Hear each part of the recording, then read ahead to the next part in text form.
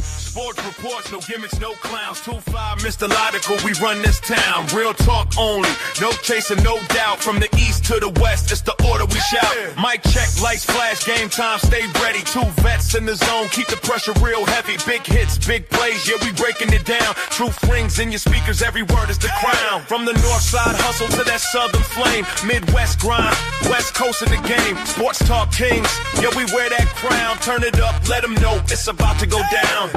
Sports reports, no gimmicks, no clowns. 2-5, Mr. Logical, we run this town. Real talk only, no chaser, no doubt. From the east to the west, it's the order we shout.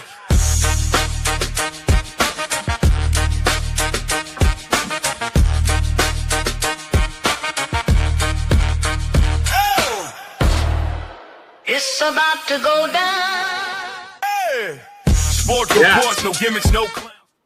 Guess who's here? It's the crew. Sports Reports is ordered, and you know we got picks, and more picks. Get your college football picks, get your NFL picks.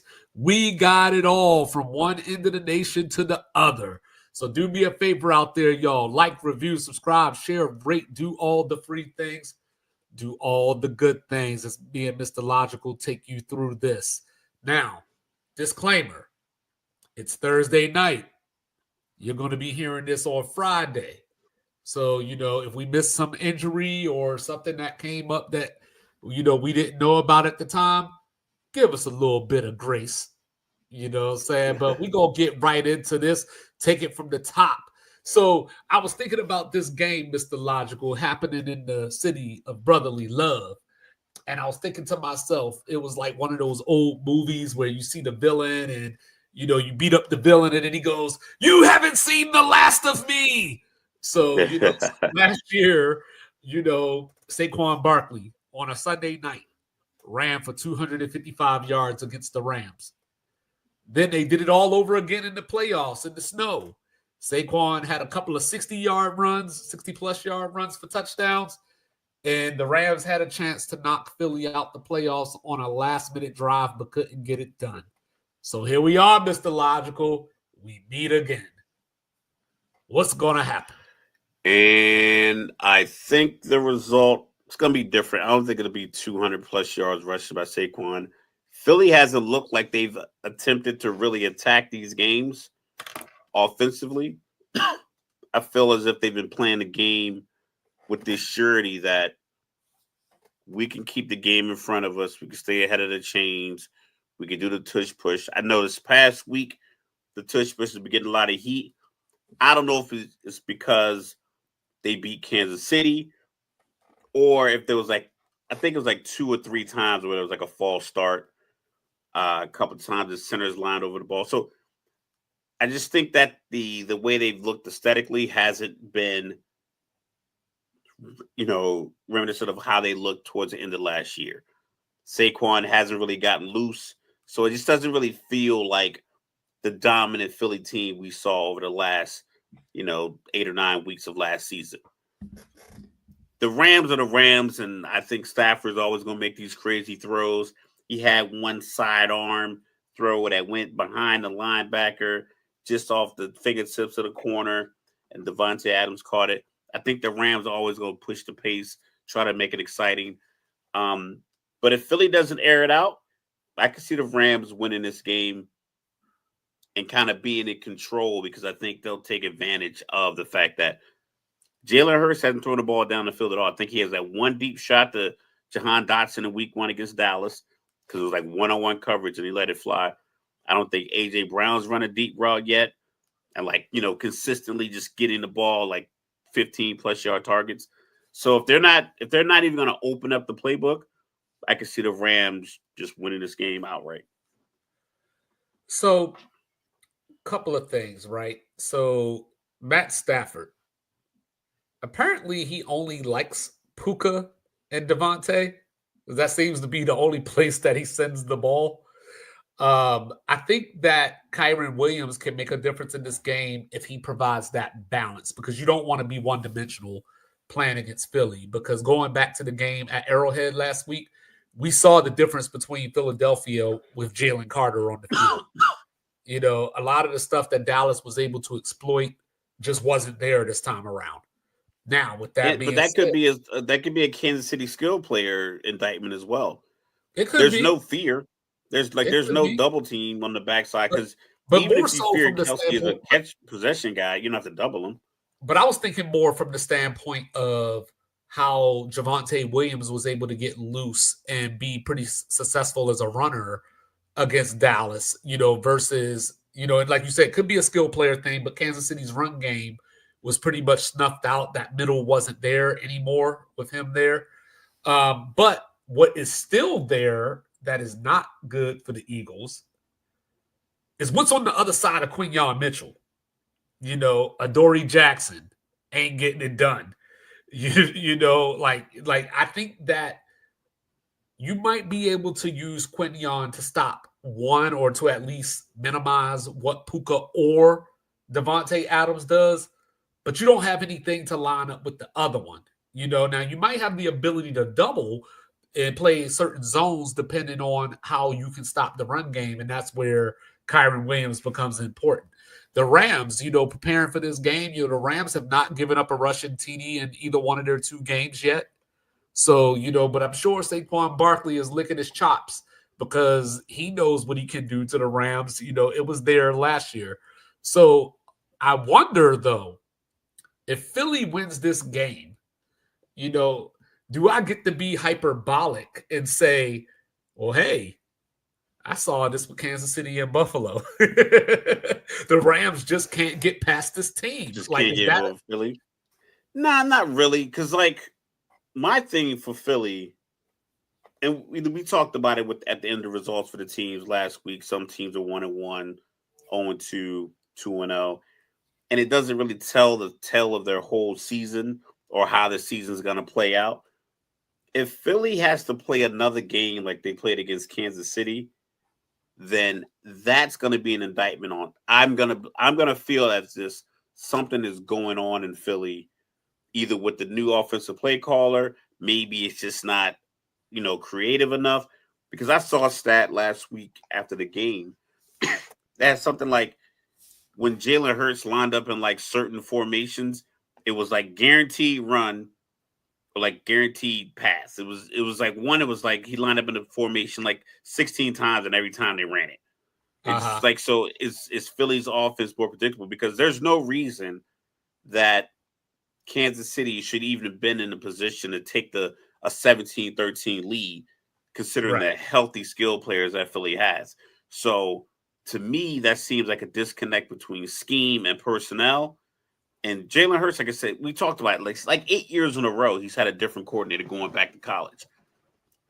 You get used to it, but it might just be like, this is not what I want to do. And I don't know if it's like, hey, I don't want to run that play, so I'm just gonna give it to Saquon.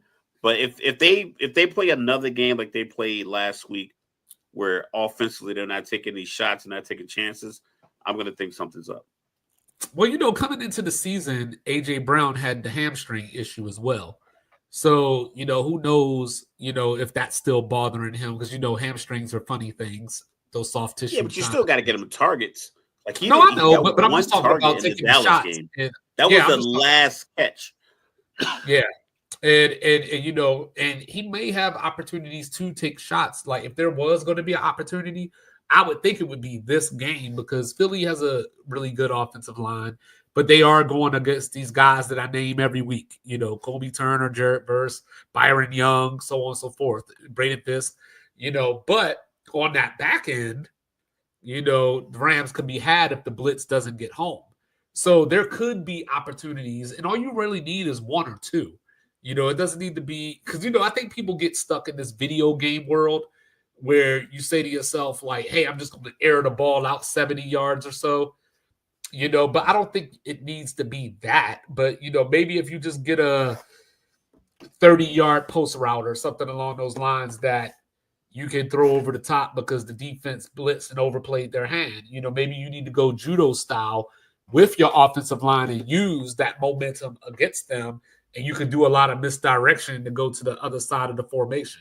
So there's ways for Philadelphia to get through the Rams, but I just don't know if they're set up that way. Because if you want to call Philly impressive, I would call you a liar. Minus, of course, there was a quarter against Dallas where they couldn't stop each other. And a part of that was because Jalen Carter wasn't on the field, like I mentioned. So as far as the Rams go, they've been implementing Blake Corum a little bit more so far early this season. So it's not just on Kyron Williams. They can use both backs. You got to figure that a coach like Sean McVay, coaching against a team 3 times in less than a calendar year, and he has more weapons this time, there's something that he could take advantage of this time around. So I'm going to take the Rams to pull the upset. I'm going to call it something along the lines of 27-24. I just think that they make a play late that ices the game, or that, Philadelphia is driving down the field and the Rams finally get the stop. I mean, just to take the opposite side, I do like Philly just because they're not missing their skill players. So it's like you talked about the offensive line. I saw a commercial. Jordan Mailata was spinning a football on his finger, and it looked like this. Like his hands were just gigantic. So it's like they do have the physical offensive line. I think they can dominate up front. So for that reason, I'm going to pick Philly. Like you said, 27-24.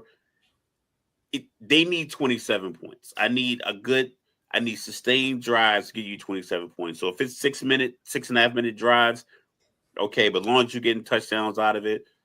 But I think because they have their skill players there, I'll take them at home. If they were missing anyone, I would lean towards the Rams. But since everyone's there and healthy, seems like they're ready to play, I have to take Philly at full strength. Okay.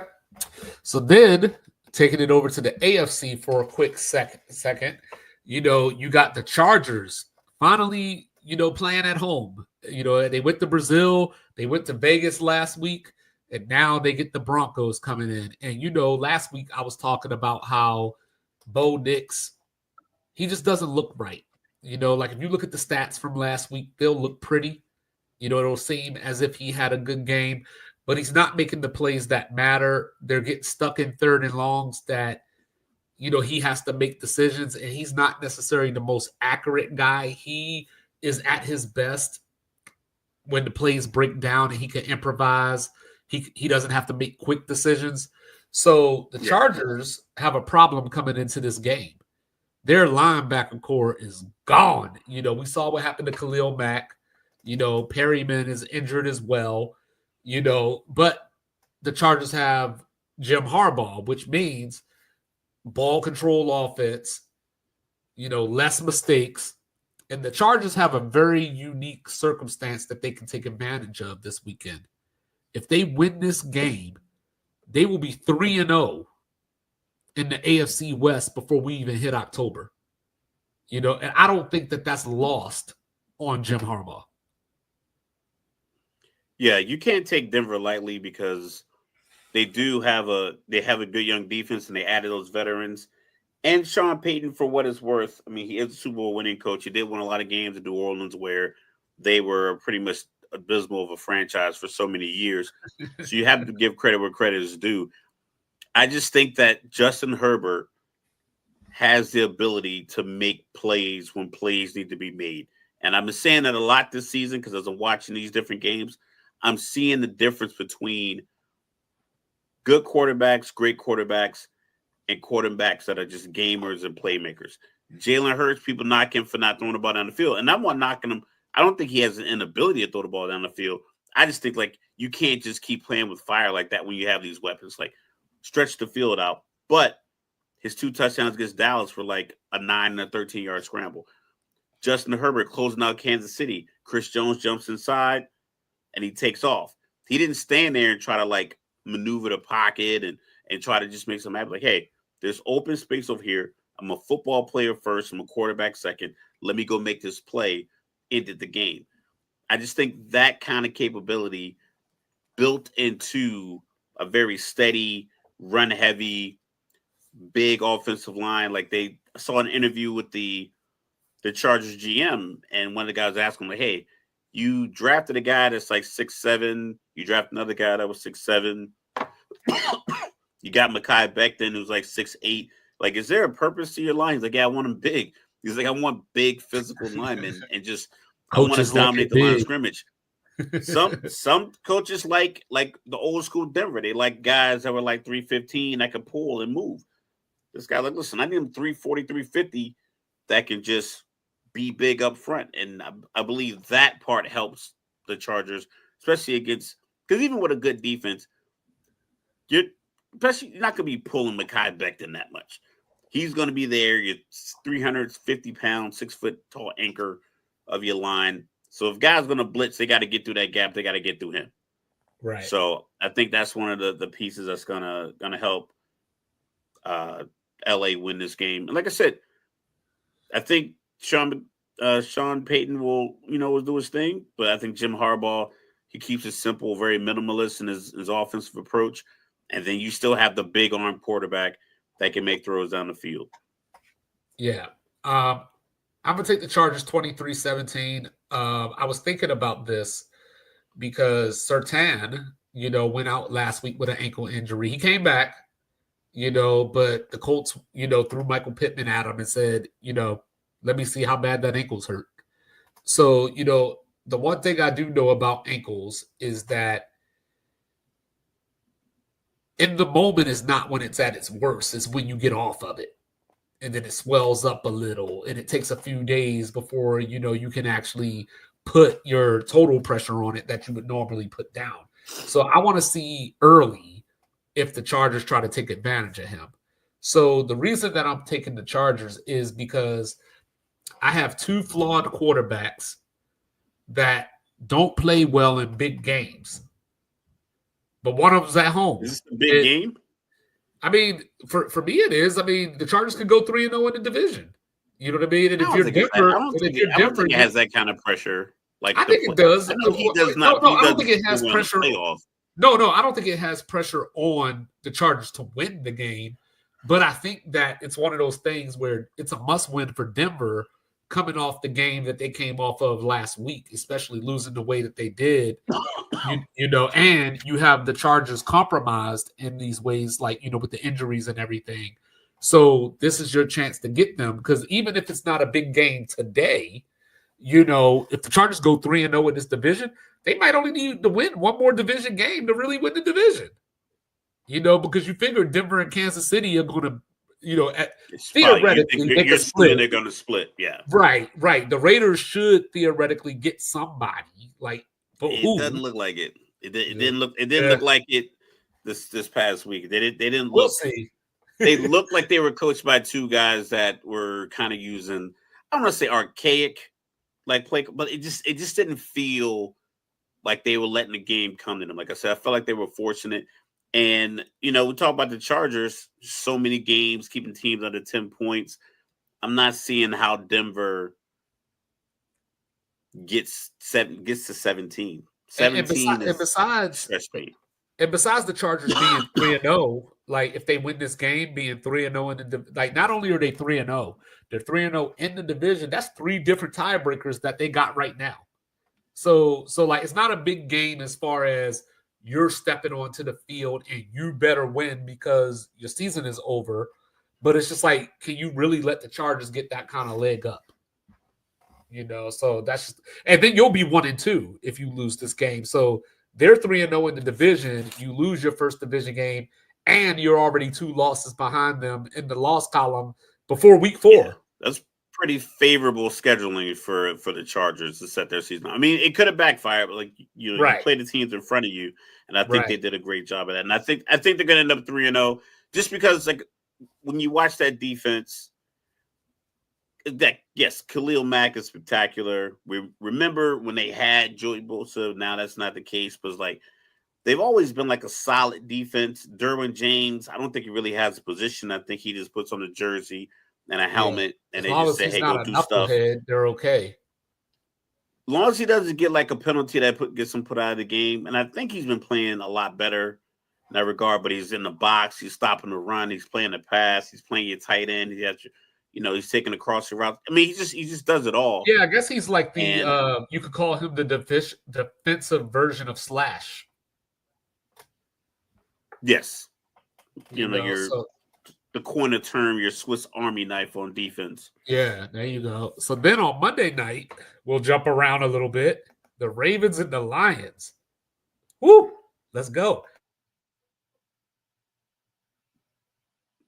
This might be the game of the year. The game of the season so far. I mean, it's going to be hard to top that Buffalo-Baltimore game to start the season. But if there is a game that could, it would be this one. It could be 41-40, like Buffalo and Baltimore, or it could be 41-17, Baltimore beats the brace off Detroit. Because you don't know, because we don't know how good either one of these teams are, because their bounce back game was against a team that we don't really feel is complete. Excuse me. Yeah, they were overmatched. So if you look at Chicago, and I know like any given Sunday, any given Monday, the case may be, but if we look at the Minnesota team that beat Chicago and the ability, like the playmaking ability of McCarthy looked good. He looked confident. He looked comfortable in the Atlanta game. But Atlanta's not known to be a sack accumulating defense. I think they got 7. I think they had 5 in the first half for sure. And I'm pretty sure they got a couple more in the second half. So they had a substantial number of sacks. That's not normally their thing. So, and then watching Chicago get dismantled by Detroit is like, is Chicago that bad of a defense to where now Detroit may look better and then they're going to play a real defense in Baltimore? What's crazy is Jared Goff has the chance to end a very bad streak. In his career against the Ravens, he's thrown 120 passes. Out of those 120 passes, none of them are touchdowns. They went to Baltimore 2 seasons ago and got absolutely wiped up and down the Chesapeake Bay. So now you're going into Baltimore on a Monday night, a Baltimore team, like you mentioned, that already has a loss. Joe Burrow's out. Pittsburgh's got no defense. Baltimore has a chance to run away with this division. I expect a lot of fourth downs in this game from both teams. So far Detroit's 4 or 5 on the season. But the one thing that has surprised me about Detroit this year, and I know, Aiden Hutchinson had the injury last year, but even with the dominant win over Chicago last weekend, their pass rush is non-existent. So that's going to be a concern, because are they going to be able to make Lamar make a bad decision? Because Derrick Henry, coming off that game, 11 rushes for 24 yards, he's coming to run Monday night. So you got to hope that. I'd hope so. Yeah. That just seems like it seems odd that they couldn't break him loose. Well, what's even odder about it, if I had told you that beforehand, like, hey, Derrick Henry's going to get held to 24 yards, you'd have said Baltimore got held to 13 points and got blown out. They scored 41 and won by 24. Yeah. So, and I got into the argument on Twitter or X with some guys the other day, because I was saying, hey, Baltimore's living on the edge. Look at how they gave up week 1. Last week it was only 10-3 in the third quarter against the Browns before the Browns self-imploded. So Detroit does have the firepower to match Baltimore. But, like I said, Jared Goff just doesn't play well against them. So I'm going to call this a close game too. I'm going to call it 34-31 Ravens. I think Detroit's going to put a scare in them, but eventually I think Baltimore is just going to be unstoppable at some point. Yeah, you want to believe that Baltimore Ravens at home are going to be able to shut down the offense. But once again, it's just they have just a plethora of riches offensively that are just so dynamic between Williams, Jameson Williams, Jahmyr Gibbs, the consistency of Laporta and Amon-Ra St. Brown, physicality of Montgomery, And Jared Goff, for what it's worth, like people keep, dismissing him in every kind of quarterback conversation. I think he has like the most touchdowns, wins, and best completion percentage like the last 6 or 7 years among quarterbacks. So it's like he's performed a very large sample size. Like, hey, I'm a quality. He hasn't had a lot of playoff success, but he has been a quarterback in the Super Bowl and a couple of NFC Championship games, obviously, to make en route to the Super Bowl. So I think that with that understanding, it could be tough. But like you said, if the pass rush doesn't get there, those crucial third downs where you don't know if Lamar is going to run and Zay Flowers just happens to get open in the middle of the field, he's going to find them. Right. He's looking for 4. Right. Like he's like, if he's not going to run and you're trying to keep him in the pocket, you got your spy on, but you don't have a pass rush up the middle, he'll stand back there and they'll wait. And eventually Zay Flowers is going to just get to a spot where Lamar is going to just heave it up to him. Yeah, and the safeties in this game, Hamilton, Branch, like it just, it's going to be a fun game. So then, of course, as we go around the NFL, that's the logical. I need you to talk me off the ledge. Let's hear it. There's a game in Soldier Field this week that is going to be a reenactment of the OK Corral. And elaborate. There's going to be points, shootout. Dallas in Chicago. So bad news, Jalen Johnson's out for the year. So that's going to make Chicago's defense compromise. You just asked that question. Is Chicago's defense that bad? I don't think they are, but they might be now. Dallas, on the other hand, we saw they revitalized the career of Russell Wilson last week. So they pissed off Giant fans. That's what they did, because Giants fans wanted Jackson Dart to start. Now it's like, I don't know. I think Russ earned himself at least 3 more weeks with that. At this point, Russ is to the moon and back. So I think that this game is just hard to handicap because both teams are just, I don't know. So the question is, so Ben Johnson, coming off that loss last week, he's licking his chops looking at this Dallas defense. But it's Caleb Williams licking his chops. That's the question. Whereas Dak has been playing well so far this season, especially I had my questions coming off the type of injury that he came off of. Dallas ripping his meat off the bone, pause. Yeah. Dallas has been able to run the ball a lot more effectively than I ever thought that they could this season. But this is the NFL. I'm taking the Bears.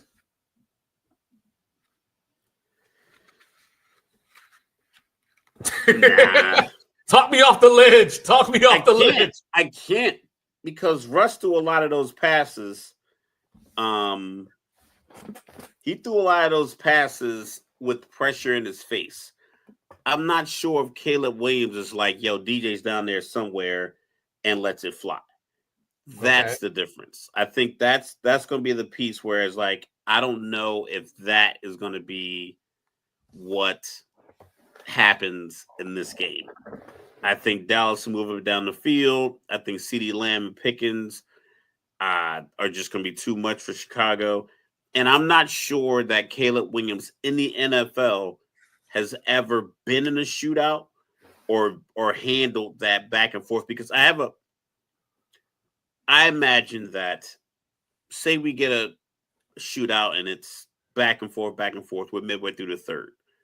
They get a tough drive and they make the score 27-24. Say like Chicago's, everybody's really moving and grooving and sliding and riding.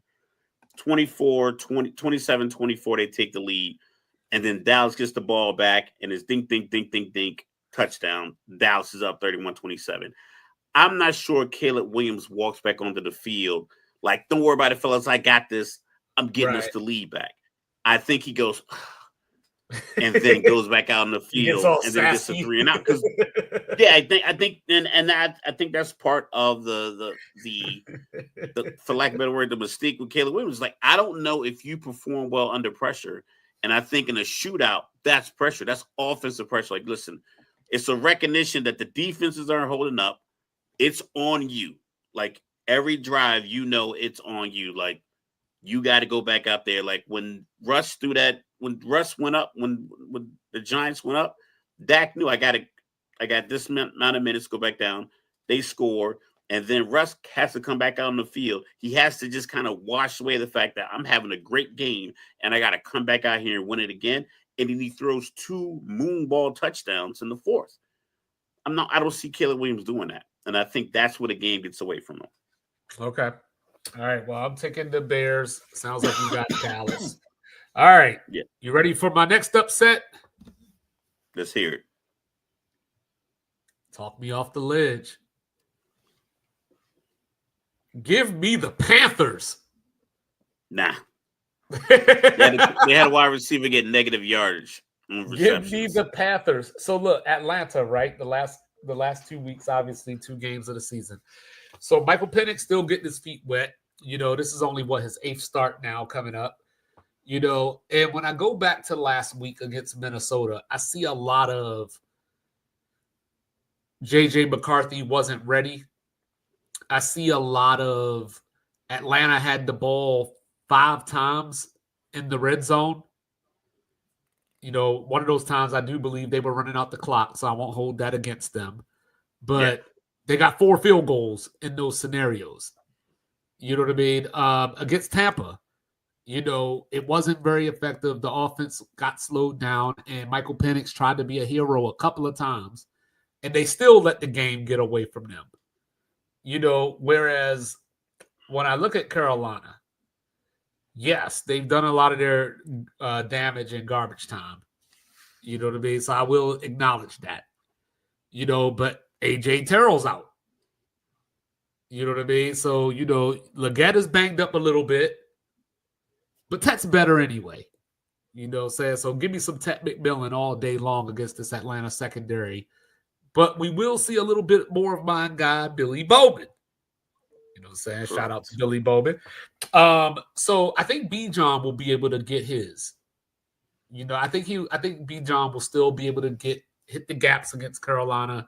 This is going to be the game that Atlanta's offense breaks out. I just don't know if Atlanta's going to be able to have the fortune that they had the last couple of weeks, because their defense, I think, has improved.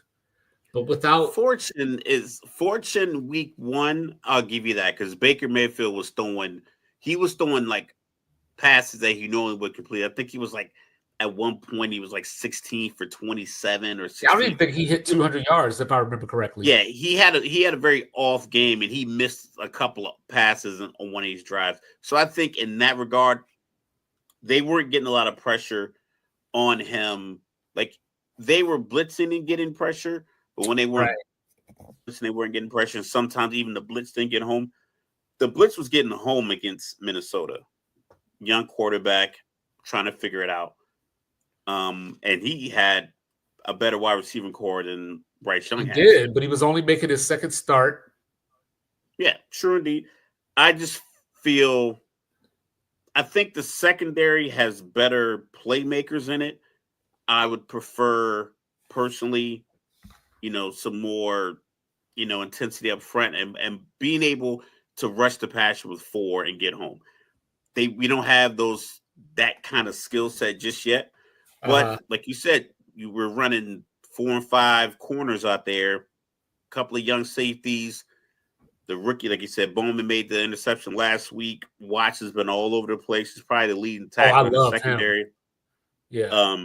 Jesse Bates is constant professional, keeping everything in front of him, keeping everybody in line. They didn't have any blown coverages or anything like that. Even at Carolina, I'm not picking. I mean, I wouldn't pick against my team anyway, but I definitely wouldn't pick against a division opponent. But yeah, I think Atlanta wins this one. I'm gonna say easily. I think they control the line of scrimmage offensively. I think Algier, Bijan do their thing. I think Carolina slow starts or inept starts are gonna hurt them. I think the blitz is gonna be effective. I think they're well-timed blitzes. I see a couple of turnovers in this game just simply due to the blitz. All right. So yeah, So I got Atlanta. You know, we'll be modest 27-17. so I figure we're both going to pick Kansas City to get their first win, just because, like, I don't know any world that we would both think that Kansas City would start 0-3. But here's the question: can they cover the 6 points?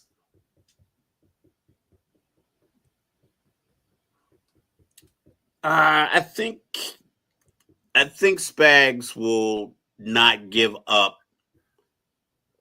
I don't think he'll put his defense in positions where Russell Wilson's favorite thing to do, he'll be able to attempt as many times as he did against Dallas in that fourth quarter in overtime. Um, so if you know he likes the moon ball, you're not going to put a guy when he's just single coverage and no safety help over top on Malik Neighbors. They just won't be the case. It won't be any confusion or anything. Because I think one play, the one that actually gave the Giants to lead before Auburn kicked the 700-yard field goal, there was two guys back there. They were in zone, but one guy was way short. It's like, you should have been back here with the other guy. Like, you guys should have been lined up to where when that ball came in, you're both defending it. But somehow Malik Neighbors got past both of you, and you guys were even further apart from each other. So it's like, that just seemed like a mistake that I don't think Spags is going to give up at any point in the game. Yeah, I think that all the people writing the Chiefs obituary need to take a breath. You know what I mean? Because this is the Notre Dame thing, right? They're 0-2, but they lost to number 4 Miami. They lost to number 10 Texas A&M. The Chiefs are 0-2. They lost to the Chargers, and then they lost to the defending champs. So it's not like they came out, lost to the Browns, and then turned around and lost to the Bears. So slow down a little bit. Spags has also been in Kansas City for quite a few years. And you know what that means? That means that he's went up against Russell Wilson quite a few times when Russell Wilson was with the Broncos. He went up against that a few times. Malik Neighbors generally is the only weapon that the Giants have. Wan'Dale Robinson showed up last week for the first time in a very long time. Yeah, and but what I got my eye on is Cam. I think he's going to be the start running back very, very quickly, in short order, as they say. So the Giants don't tend. So I talked about this last week. Philly defends Travis Kelce very well. The Giants tend to struggle against tight ends. So I think that this could be a Travis Kelce game where we look up and we go, 7 catches for 74 yards and 2 touchdowns. Where'd that come from? I think this is going to be one of those games. I think it's going to be low scoring, but I think the Chiefs win this pretty comfortably from the standpoint of like 20-9. Maybe the Giants don't even get a touchdown, but I think the Giants will be competitive. There will be effort. I just don't think it's going to amount to much. Yeah, I want to give them the benefit of the doubt because, like I said, I like their defensive players. I just don't know how well their defensive scheme fits their players. They should be better up front with the talent that they have, like the top 5 talent they have across the front of their defensive line.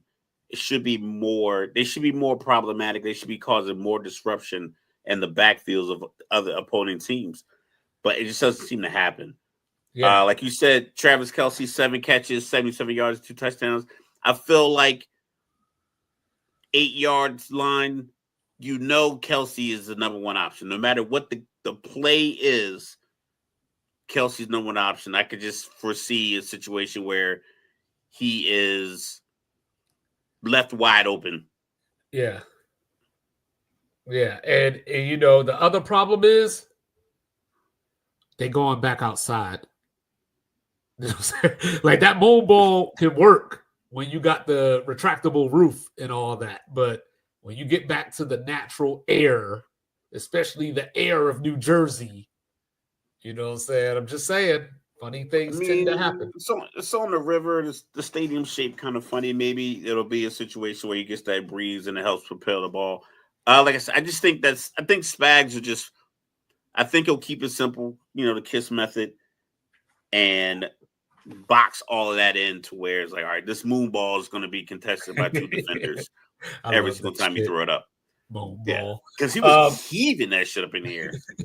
So you got Travis Etienne out here averaging 7.1 yards a carry, and you got the damn Houston Texans that can't protect their quarterback. That's not a good combination. So I don't even know where to begin with this game because both of them need this game very bad. I foresee. I think this might be. I don't want to say Jacksonville's year. I just feel like their division is so winnable that Yes, they should be doing a lot. Like that's why I they should picked be them to more win optimistic. it. Yeah, they should be more optimistic. Houston being 0-2. I felt like that last drive, they had Baker him, then he made the 15-yard scramble on 4th and 10. A lot of people talk about Tampa Bay. I think Tampa Bay's been playing solid. Houston still can't really block up the middle, but I saw one of the breakdowns of one of these blitzes that Todd Bowles dialed up. And it was literally nobody's fault. It just was such perfectly timed. They had two guys in the A gap. The ball got snapped. Both of those guys jumped back. Levante David was one of them. He jumped back, paused, and then blitzed while another guy was coming off the edge. The tackle and the guard can't shift all that. Then it just imploded in the pocket. That blitz was like just the definition of a great blitz call. They don't really block that well up front on regular down and distances. So I think that's Houston's problem. I don't know how well they tried to address it. I don't know if they upgraded there. It doesn't seem like it, but they had the game. If they could have got a hand on Baker Mayfield before he scrambled, they'd have been good to go. I don't know why they didn't have maybe a little bit more of a spy, a little bit more contained, considering Well, he is a guy who likes to just make plays. And he had just did it, the drive before too. In the same type of scenario. Baker is a gamer. Baker is a guy who he plays every down like an underdog. Some guys, Kyler Murray is a guy that you would never say, oh, he plays every down like an underdog, even though he is at 5'8.5", 5'9" as an NFL quarterback. Would you say that he plays it like a pit bull? Oh, too soon. Plays like a pit bull. Too soon. When I said underdog and I thought about it, I was like, yeah, this is gonna come back around to bite me. Pause. But like Trevor Lawrence is like in college, he played like a playmaker, but in the pros, it's not quite the same. CJ Stroud's kind of in that same boat where you know your situation up front. You know what the blocking looks like. You know if a blitz is coming, you're gonna have to either slide or just abandon the pass play and scramble and get out of there and get 5 or 6 yards. Instead of first down, you call a pass play, you get sacked, or you have to throw this quick bubble screen, or like the hand, and you're in 2nd and 13. Like you just have to recognize, okay, what do I have in front of me? And I just think that that's been happening enough for them. Right. Like just go out there and make plays. There's plenty of talent. There's so much between Nico Collins, the tight end that used to play in Dallas. His name is kind of escaping me right now. Nick Chubb, had a big run for a touchdown last week. I just feel like you have too many weapons to just be scrambling for points all the time. Like you should have some pretty consistent drives put together, and they haven't done that. Yeah, I'm going with Jacksonville. The only thing that, obviously bothers me is everything that's going on with Brian Thomas right now. The LSU receiver that looked like he went to Mississippi State. 19 targets, 5 catches on the season, 60 yards. And with Travis Hunter, I know we talked about him for a brief second the other day. I just feel like at this point they're they're not including him in the offense. They're just like every They few minutes. traded up to get him, Yeah. and they're treating him like they got him in the 6th round. Well, every few minutes. Like, oh, we got this dynamic. Well, it's like when I watch I'm getting the Spurs. this guys. I'm getting them on reverses. I'm getting them on bubble screens. I'm putting them on. I'm like, I traded assets to get this guy who's dynamic, who can play both sides of the ball, high point the ball, defend your best wide receiver. Yes, your best wide receiver is going to get him every once in a while. He makes great defensive plays. You saw what he was doing in Colorado, and then you moved pieces to get him, and it's like you're not getting him the ball. You're not putting him in a position that you. Because a lot of fans will be like, why we give up picks for this guy if we're not going to utilize him? If he's not going to be it's like when I'm watching the Spurs and I see Vassell and, Castle, maybe even Harrison Barnes just taking a bunch of ill-advised shots while Wemby is standing there like, hey, look at me. And then eventually there's like something happens where they're like, hey, we should probably get Wemby the ball the next play we get down the court. So they force it. So that's how I feel with Travis Hunter. Like, there's a lot of opportunities to involve him into the flow of the offense. But then they just decide at some point, like, yeah, it's probably been a little while since he touched the ball. Let's get it to him. But it's no rhyme or reason to it, And so I am back on board with put him back on the other side of the field. Put him back over there instead of on offense. Just put him back over there. But I'm going with Jacksonville. I'm going with the Cardinals to pull the upset out in the Bay. Hey, it's Mac Jones. And I saw how he played against the Saints last week. Even though the numbers going to look good, 3 touchdowns, no interceptions, and all that stuff, I think the Cardinals are just the better team at this point until San Francisco gets their pieces back. I mean, will Mac Jones shock the world? I mean, Mac Jones already shocked the world. He's still in the NFL. I mean, his name's McCorkle. The fact that he's made it this long in life, being called McCorkle, is incredible to me.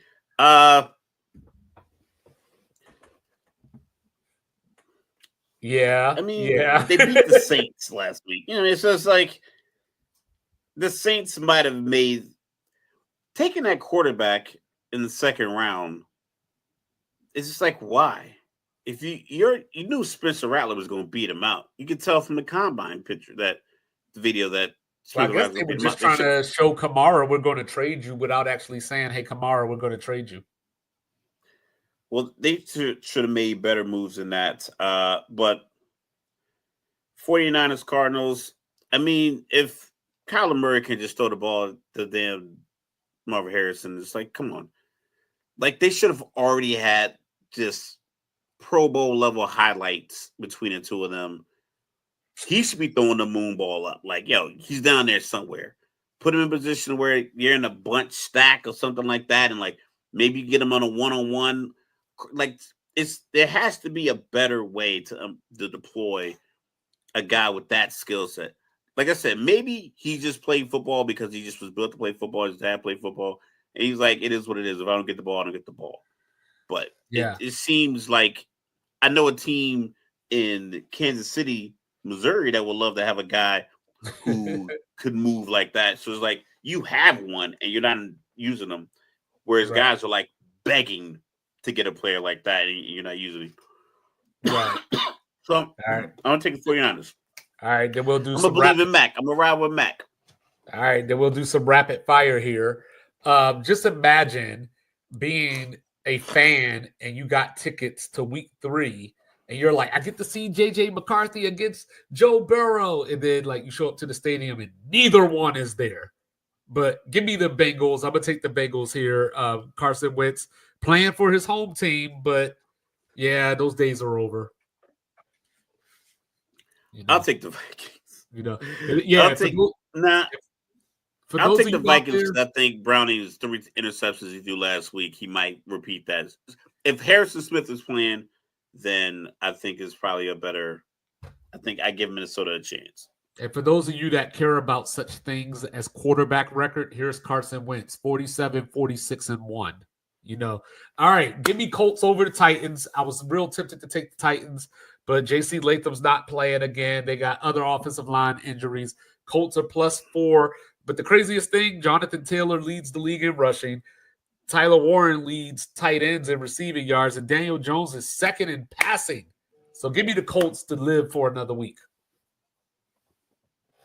Yeah, I'll take the Colts in that one as well. All right, Steelers-Patriots, one of the hardest games for me to pick all weekend. The Steelers, the fourth most yards per game and points per game they're giving up this year. Gave up 32 and 31 back-to-back. Gave up 8.1 yards per carry to Kenneth Walker last week. Gave up 8 yards per carry to the Jets the week prior. The Patriots, lead the league in sacks, but give up the most passing yards. I have no idea what's going to happen in this game. I'm just going to choose Mike Tomlin over Vrabel. That's where I'm going with. Yeah, I'll take Mike Tomlin's defense over the Patriots, offense. I don't know. And hey, I know I didn't see this correctly, but is this creamsicle week? Saying no Justin Fields out there either. Tampa all the way, Tyrod Taylor's in, Brady Cook is the backup. So I'm going with Tampa, even though Aaron Glenn has coached against Baker Mayfield the last 2 years, to include the playoff game 2 years ago, picked him off twice, got a pick on him last year in a low-scoring game, but I'm taking the Bucs. I'll take the Jets for divisional purposes. No, I hope you're right, because I was big on the Jets this offseason, so I hope you're right. And Tyrod Taylor, I think, is a little bit more steady at the position of quarterback. I think he'll take the check down. I think he'll take the check down all day long. I think he'll throw 27 passes and all of them be within 10 yards, and he'll be perfectly happy with that. So you remember you remember George Bush, read my lips, no more taxes? Here you go. Read my lips. I don't care if it's Jaden Daniels or Marcus Mariota. Give me Washington. How about that? I saw Ashton Genty trying to do whatever that is that he calls blocking. Yeah, he was confused. They should really he was confused. The blitz pickup was definitely, but that could have been a byproduct of a really talented defense disguising their blitz as well.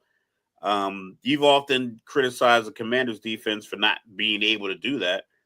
Hey, Von Miller now. If Jaden Daniels isn't starting, I'm taking the Raiders. But if it's Jaden Daniels, I'll take the Commanders. But I'm taking Washington either way. Yeah. So here's one for you, Mr. Logical. So the Packers have played Washington and Detroit. Held them to 15.5 points on average. Held them to 2.3 yards per carry. They're going against the Ravens. The Browns, who only give up 2.1 yards per carry, 91 rushing yards total in 2 games this season, to include holding Derrick Henry to 24, like we mentioned earlier. This is the problem. Joe Flacco took 9 hits last week. Yeah, you're going to take 19 loose. Let Micah loose. Yeah. Give me the Packers all day long. And then, of course, finally, Saints and Seahawks. So Spencer Rattler still looking for his first win, as a starter. He might get it this week, because I was looking at the injury report, and if you look at Seattle secondary, Eamon Wardy is injured. Julian Love is injured. Witherspoon is injured. They all haven't been practicing much this week. I'm still picking Seattle, though, but I'm just saying. Yeah, I'm taking Seattle. The Saints aren't a serious franchise. Yeah. If there was relegation in the NFL, they would be one of those. What is their goal when they enter the season? It wasn't to get younger, because they drafted an old-ass quarterback. It wasn't to get more skilled players, because they wasted a spot on the quarterback. They kept their old players. They didn't move Kamara. They haven't shown that they have a plan for their future other than just capitalizing financially off the fact that they are an NFL team and they're going to get money from TV deals. And now you can't, like, the whole, oh, they're just going to tank for Arch. That doesn't look a promising move. So I have no idea what they're doing. I hope they continue to do it. Right? That's too. Yeah, you can't take for Aller. I guess you got to take for Nussmeier, right? Every year for Atlanta. So that's 2 wins every year for Atlanta. As long as they continue to build their team this way, so I'll take it. Tank for Nussmeier, and then of course, as our guy Cups would say, Mr. Logical, I got a list because it's time for upset alert. And let's hear it. This is quite the extensive upset alert, I admit, but let's just roll with it real quick. So give me Memphis covering 7.5. I think it's down to 6.5, but I still like it against Arkansas. And I want the over. You know what I'm saying? Both of these teams haven't been stopped in the red zone yet, even though Memphis is top 5 in red zone defense. Arkansas on the season, 72% on third down. So even if you don't like the upset, do yourself a favor and play the over. Give me Maryland on the money line. I want Maryland up at Camp Randall to take down the Badgers. Give me UNC, that's North Carolina, plus 6.5 at UCF. Give me Delaware back-to-back on the money line against Florida International down at Pit Bull Stadium. Give me Southern Miss on the money line against Louisiana Tech. I'm not afraid of rusting Louisiana. They shouldn't be either. Now, Mr. Logical will appreciate this. Give me Arizona State on the money line against Baylor. And give me the over there, too. Give me TCU and SMU over. The last iron skillet for a long time. Colorado and Wyoming, I want the under. And I want Wyoming plus 13.5. And now, Mr. Logical, this is where I get a little sick. All right. We had our argument when Residente joined us a couple of weeks ago. I'm taking 2 FCS upsets this weekend. On the money line. Give me Idaho over San Jose State. Give me McNeese State over Utah State. There you go. That's your upset alert for the week. Extensive style. But while we're at it, Mr. Logical, we might as well talk a little bit more football. Oh, actually, hold up. Actually, I missed a few. I'm sorry. I missed a few. Give me the Michigan State USC over. Give me Stanford and Virginia over. And then give me Miami of Ohio plus 3.5 at home against UNLV. All right, now let's get to it. So a couple of weeks ago, we were talking about a game that went down in Gaylord Memorial Stadium. Now the scene is Lincoln Memorial Stadium. The road team is still the Wolverines with their freshman phenom quarterback.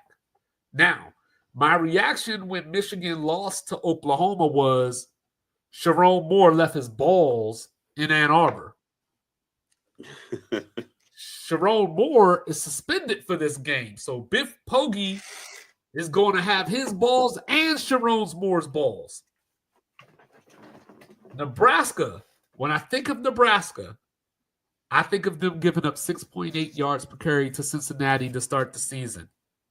And they've played Akron and an FCS team since then. So I don't want to hear these quotes about, oh, they haven't given up points and they haven't done this. They ain't never seen a force like Bryce Underwood before. Matt Rule, 0-6 against top 25 teams at Nebraska. Nebraska as a university, 27 straight losses to ranked teams. That's Houston Rocket 3-point status right there. You know what I mean? So you're going to hear it. Nebraska 7th against the run. I don't care. So Michigan put up 63 on Central Michigan last week. But the question that I have about Michigan is, who is Bryce Underwood going to throw the ball to? And I've asked that question about 15 times since February. Samaj Morgan was supposed to be the next one after Roman Wilson. He's nowhere to be found. I think we might see Donovan McCulley get loose this game against Nebraska. So with that being said, Justice Haynes, transfer running back from Alabama, probably would get some Heisman votes this year because this season is just crazy so far. But he's 5th in the nation in rushing right now. Michigan's going to win this game in the trenches. They're going to beat Nebraska up because Nebraska had a great defensive coordinator once upon a time. Guess where he's at right now? He's in Tallahassee. That does them no good. Give me Michigan. I like the under. I'm thinking something along the lines of 19-14.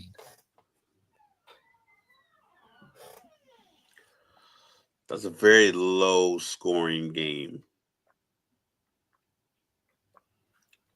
I'm not a big Matt Rule guy, and I don't like the guy cosplaying Patrick Mahomes. Kind of weird.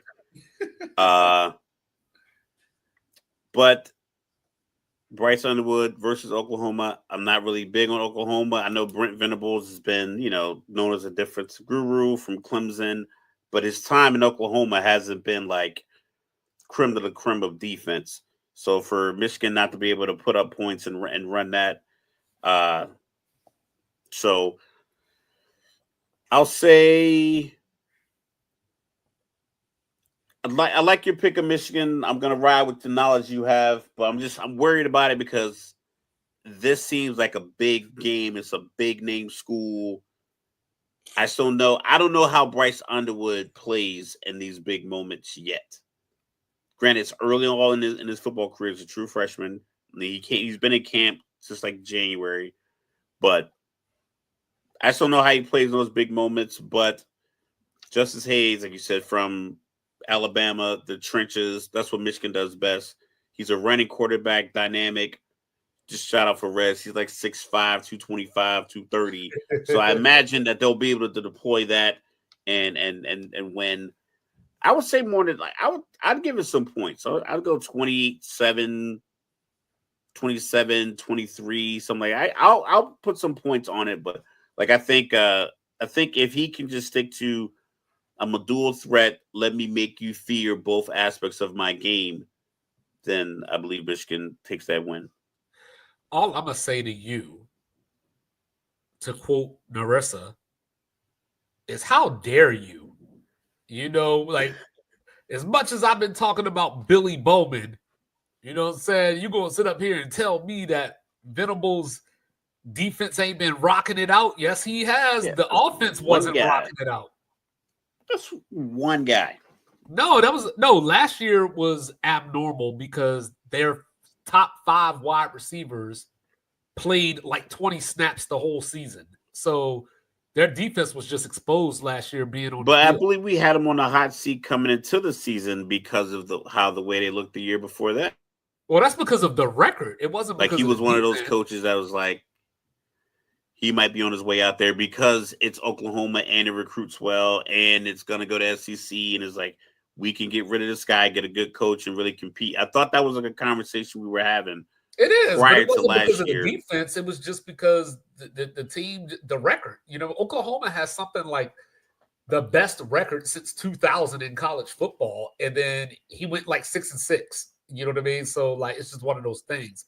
But I'm glad that you bring that up and that we're having this conversation because the prodigal son returns. Jackson Arnold leading the Auburn Tigers into Gaylord Memorial Stadium to get some Oklahoma Sooner. And this game has all kinds of fuckery written all over it, right? You got Brent Venables game planning for a quarterback that he started for 2 years, 1 year, played him a little bit the year before when they had Dylan Gabriel. Auburn, even though Jackson Arnold has been killing it with his legs, they probably have the best wide receiver combination in the country. Jackson Arnold just can't get him the ball. That's a problem. Auburn's defensive line is going to cause havoc in this game. The problem is the rest of the defense, we're going to be like this. So I expect another John Mateer special where he takes off with his legs. He makes just enough plays with his arms. It's a 6.5-point spread. I think I like Auburn to cover the spread at the very least just because of talent. But I came into the season with Oklahoma with big hopes for Jaden Ott. He's been injured off and on. He's only got 9 rushes for 17 yards on the season. So it might keep Auburn in the game if Mateer is the only Oklahoma running game. So I think Auburn can still keep it close, but I'm going to take the home team. Yeah, like that. But even with a quarterback, if he is the only running game in college, we know like that might be all you need. Like your quarterback can take over the game because we talk about the spacing and the NFL and the pursuit angles. You get out of position in the college football game and the quarterback gets loose, he could be running up the right sideline by himself for a while before the rest of the defense like navigates and gets back over there. So those could be big third down conversions. It could be big touchdown runs. And I think that kind of is like a backbreaker because I don't think coaches give a lot of these guys a lot of time to make multiple mistakes because they got like 80 players on the bench. So if you get a guy out of position, you'll snatch him out, put another guy in. He knows he's in there because the guy ahead of him got out of position, messes up, and then like you got a guy who's transferred a couple times, been in a couple of schools, plays some big time college football, and he just knows I can beat this because they're already worried about me and my legs, and now I can beat them over the top with the pass. So yeah, I like Oklahoma. You said the spread is 10.5, 6.5. I'll take the points. Okay, lay them. Then, of course, I got into this argument. I was talking about it on X a couple of weeks ago about College Game Day, and they told me nobody cares about Illinois and Indiana. And I'm like, well, hey, like Illinois is number 9 right now. Indiana's ranked right now. College Game Day decided like, oh, hey, we're going to go to Miami and Florida, even though, nothing to see here, I guess. But this is going to be a good game. This is one of those games where the spread throws me off because opening up the spread was 3.5. I saw it this morning at 6.5. And it's down to 6 I right go 3 now. points. Exactly. So Indiana's favored. They're at home. It's one of those things where, they just, at the end of the day, you just figure out that which team can establish their strength. So the way that I like to look at this and break this down is that Indiana probably has the top level talent, if you will. They have the better players. They have the experience coming back on defense, especially D'Angelo Pons, my guy, of course. They got Elijah Surratt on offense, Mikhail Kamara on the defensive line. But Illinois may have the best player in the game. And no, I'm not talking about quarterback Luke Altmaier. I'm talking about wide receiver Hank Beatty. He's 5th in the nation right now in total purpose yards. Illinois came into this season as a fringe Big Ten contender because of what they're bringing back. But when we peel it back, all these teams that we thought that about, Clemson, Penn State, they're undefeated, but they look like crap. Drew Aller has one of the worst QBRs in the nation right now. So maybe it's not about the returning production. Maybe it's about that top-level talent. So with that being said, to me, it comes down to the coaching matchup. Brett Bielema and Sig Nasty.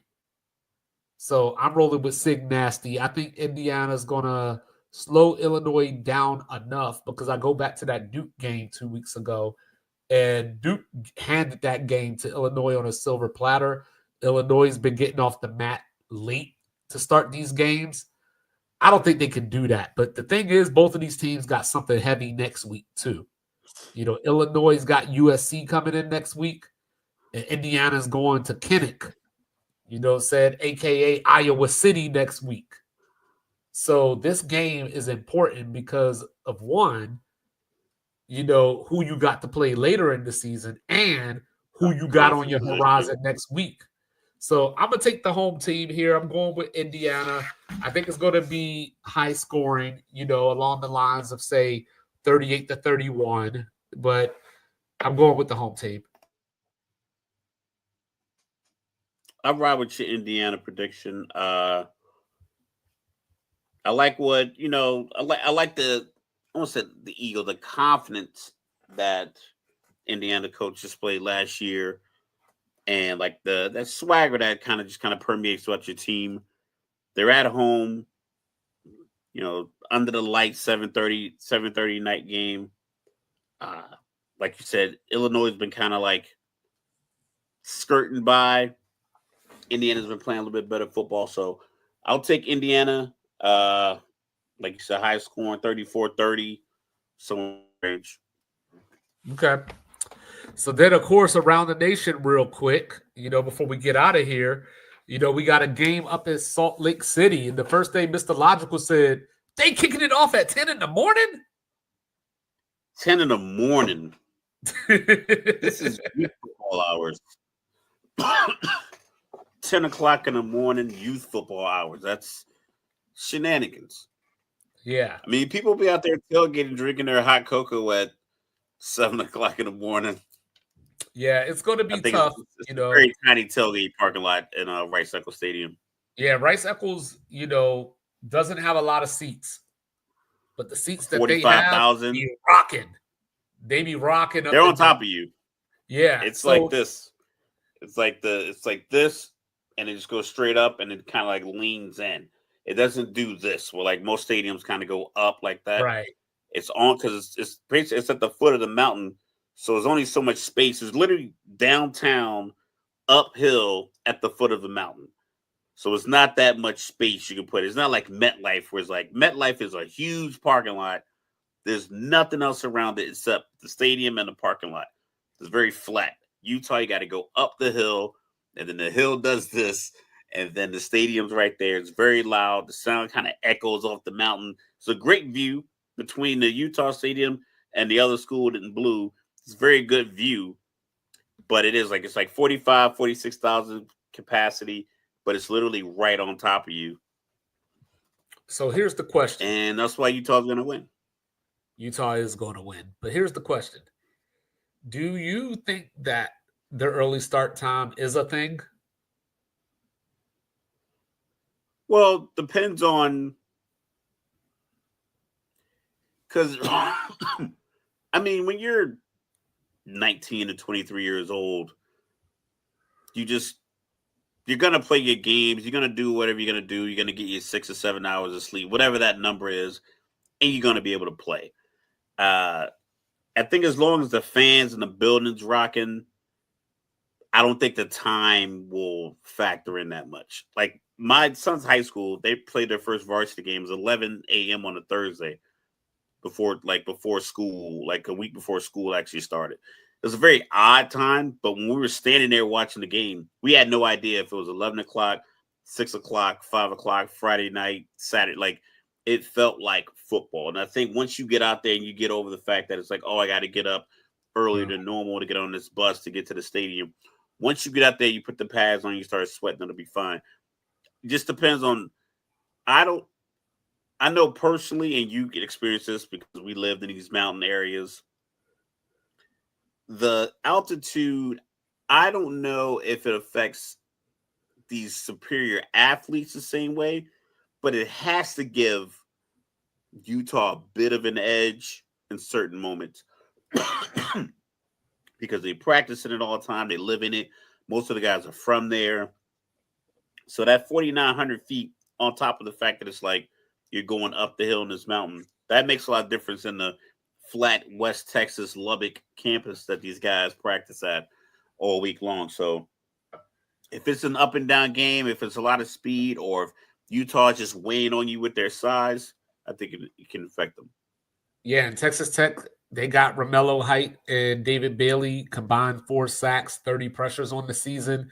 Utah has a top 15 NFL draft prospect on the offensive line. They also have John Henry Daly on the defensive line that leads the nation in sacks with 5. So this is going to be, I don't know if it'll be low scoring per se. I think mid-20s is probably apropos, but yeah, I'm going to take Utah, one of the toughest home environments in the country. So then, down in Miami Gardens, Coral Gables, Hard Rock, all the good stuff, you got the Gators coming in. You got one of these state rivalry matchups. The Gators then had a hell of a run. They lost to USF. They went down to Death Valley on a Saturday night last week. And then now they got to go rock on with Miami. So I would like to think, because I saw the spread at 7.5, I would like to think that the Gators have some pride. But Miami put the boots on them last year. And that was with a Gator team that might be better than this Gator team. DJ Lagway coming off the 5-interception game. This game may come down to the coaches, right? Like, is Mario going to blow the time management? Is Napier going to, the decision making? So I think I'm ready for this game as a Florida State fan. I just want to see them beat the hell out of each other. But don't sell the Gators short just yet, because they do play hard for Billy Napier. They play hard. He must have some kind of, I know what the kids are saying, this aura, because we had him fired. We had him fired 2 years ago. Like, we had him fired, I think, with Anthony Richardson. I think people had him pegged to be fired. Oh, it's still going to happen. But, what was that Jay-Z intro? That Jay-Z intro from Carlito's Way? A lot longer than people thought. That's what that is. Yeah, so Miami having a more experienced guy, I'm taking Miami. I think I don't want to say easy, because I imagine these guys probably have some interstate ties, some youth football ties, maybe some championship games, just some kind of relationship via football and the state of Florida. I think that'll create more of a urgency. But yeah, I got Miami. I got to ask you, right? Is Dabo just talking? I think Dabo knows that you want to get rid of me, it's going to cost you some money, on top of the fact that somebody else is going to pay me money. It's just the basic leverage that he has. The issue is, I'm in a crisis communication class now, and also a media class for my community. My master's in, public relations and communication. And we literally went over it, my last crisis communication class. You don't want to get combative with the journalists, because they're going to poke and prod, and now that's going to be the story every single week. You want to keep your cool. You understand that they're going to prod. You understand the magnitude of the situation, the magnitude of your job. So when Kyler Murray ran down all of his statistics, that one interview, he said, I don't normally do this. And he was like, I'm a 3-time state champion in Texas. I was undefeated, blah, blah, blah. I want to hide. And he kind of ran. We already know that. So I get it that you want to kind of like remind people, but like we think about what Kevin Durant said. Kevin Durant said, I'm Kevin Durant. And that was it. And then he dropped 50. So he dropped 50 after he spit that. Right. Dabo goes on this soliloquy. Now you got to go on a run.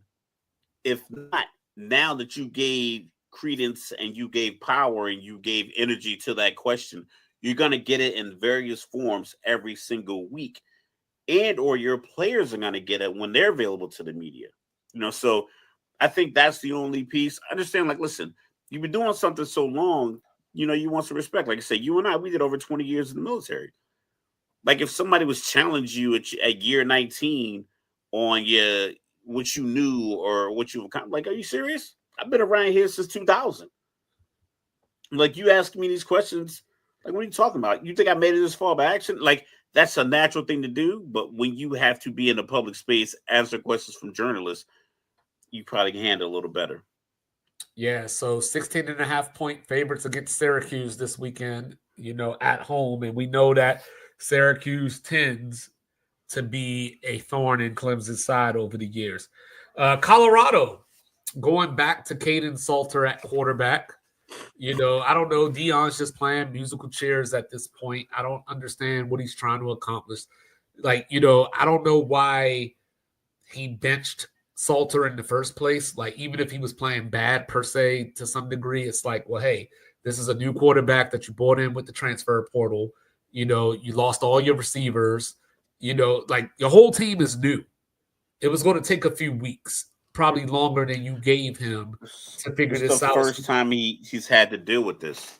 Right. So then you played. So I think it's a learning experience. Well, then you played your guy that's been in the program for 2 years. So theoretically, he knows the playbook. He should know the system. They went out and got beat by Houston last week. And, okay, we're back to Caden Salter all over again. And I'm just sitting here like, so you don't want to play the freshman? If we're going to be playing all these quarterbacks? If you have 2 quarterbacks, you don't have one. If you have 3 quarterbacks, you definitely don't have one. That's just been saying. One of the basic narratives of quarterbacking and coaching quarterbacks. This is his first time as a college coach where there is this level of uncertainty and unfamiliarity at the quarterback position. Because keep in mind, he's coached Shador since 8th grade high school. Right. And he knows exactly that if he says let Byron Leftwich do his job. What's that? Let Byron Leftwich do his job. That's a Super Bowl winning. That's a Super Bowl winning offensive coordinator. Let him push his quarterbacks. We talk about these superstar dynamic players who had this Hall of Fame level success in their professions. How easy is it for you to be a coach? Because Deion doesn't know what failing looks like as a football player. He succeeded literally his first punt return in the NFL. He took for a touchdown after he bobbled it. So even if you feel like, oh, he understands, like he bobbled it, immediately picked it up and scored a touchdown with it. So to him, it doesn't compute that you can't hit this route, or you can't understand this is cover 2, this is cover 3, this is the first read. You can't wait this long. I don't know if it always computes the guys that it came so fluidly to. Like Kareem Abdul-Jabbar has always been like an assistant coach, but when you saw Magic trying to coach, that didn't last long. It's a tough thing to be like a superior athlete who has documented their success and been, awarded and rewarded for the success, and then you have to coach people who don't have that same edge, right, athletically as you did. I think it's very tough. To, Patrick Ewing, and then John Summerall over at Tulane got a big opportunity this weekend. They've already beat a Big Ten team, Northwestern. Already beat an ACC team, Duke. This week, they're going down to Oxford to Lloyd Vaught Hemingway Stadium, so that they can play Ole Miss down in Oxford. Lane Kiffin, the head coach of Ole Miss, made the comment that Summerall's going to have an SEC job next year. Now, I've always been on the record saying that he's going to end up somewhere like, say, Kentucky. But every time Florida, this thing happens with Billy Napier, people start this whole Lane Kiffin is going to Florida rumor. So is Lane Kiffin trying to hint at us that he is in fact going to Florida and John Summerall is going to replace him at Ole Miss? I don't know why you would stay in conference for a fourth time at this point, because he coached at Alabama, coached at Tennessee, Ole Miss, and now it just doesn't seem like a smart move. It doesn't seem like a logical move. It could be some more nuance to it. It could be some checks. It could be some talent. Just to me, I say going 9-3 at Ole Miss is probably better than going 9-3 at Florida, because going 9-3 at Ole Miss, if you go to Florida, the expectation is probably that you're going to go more like 10-2 and 11-1 consistently because you're at Florida now, and you could do this because you're at Florida. You could do this because you're at Florida. And I think 9-3 at Ole Miss, occasional 10-2, key to the city. Florida, one off year, they're gonna run you off. And on top of that, he's not really mild-mannered. I've been hearing he's people say arrogant, that very cocky guy. So I've been hearing people say that Florida should go after Dabo. The locals. I've been hearing people say Florida should go after Dabo.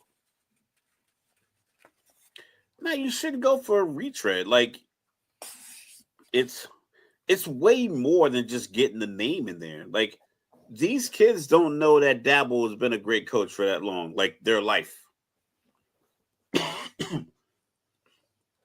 Like they know names, they know brands, they know who's maximizing social media, and it's like they know the money. Like I'm gonna get money, so like whatever school, if you're a top tier recruit, you're gonna go to wherever the money is. And then last thing, good news for your playoff hopes there, Mr. Logical. Sounds like Lenore Sellers is going to play this weekend. 10.5-point underdogs at Missouri. Yeah, that's not good for my playoff surprise. But yeah, you can't just say the same 12 teams every year. Like I said, they were already down 21-7 last week. Missouri has talent on the edge. I know that it's not easier said than done, but every once in a while, they talk about this with Randy Moss. I know we always make these cross parallels. It's like Randy Moss is a kind of wide receiver where at least 2 times a quarter you just call a route where he just goes up. He just goes deep. And see if he can come down with it. Just call it. Max protect, play action, whatever you got to do. But your speedster and your strong arm quarterback, first down from the 25, roll out, let it fly. Mm-hmm. Don't worry about the coverage. If it's not triple coverage, then let it fly. And if you get a good enough play action fake, you should be able to get enough space to where that deep shot, it'll be one-on-one. Just take a shot. And if it doesn't work, go back to your standard offense you're going to run on second down anyway. It's no different than running the ball on first down and now it's 2nd and 9. Throw incomplete pass to 2nd and 10. Press on. Okay. 2 times a quarter. We're going to see. Como is a tough place to win. So, that's first and foremost. So I'm going to take Missouri to win, but, I'm going to be hoping for you that the Gamecocks can pull it out. So, it is what it is. So, of course, we'll be back on Tuesday, y'all. We will have the one and only Isaac Doobie with us, University of Oregon student radio station play-by-play. He's going to help us break down Oregon and Penn State and much, much more. So signing off, he is the one and only world-renowned, world-famous, cool, calm, and collected, born in Texas, raised in Virginia, representing everything New Jerusalem except for the Giants and Jets. He is Mr. Logical. Don't bring feelings to a fight. Don't do it. And then, of course, it is I, down here in the Alamo, your resident unorthodox statistician. I do believe in Joe Hendry. I go by the name of 25. So like, review, subscribe, share, rate, do all the free things, do all the good things, grab you a liquid death, enjoy your football, and we'll see you in a few days. Thank you for your time. We love y'all so much. Yeah, we breaking it down. Truth rings in your speakers. Every word is the crown. From the north side hustle to that southern flame. Midwest grind. West coast of the game. Sports talk kings. Yeah, we wear that crown. Turn it up. Let them know it's about to go down.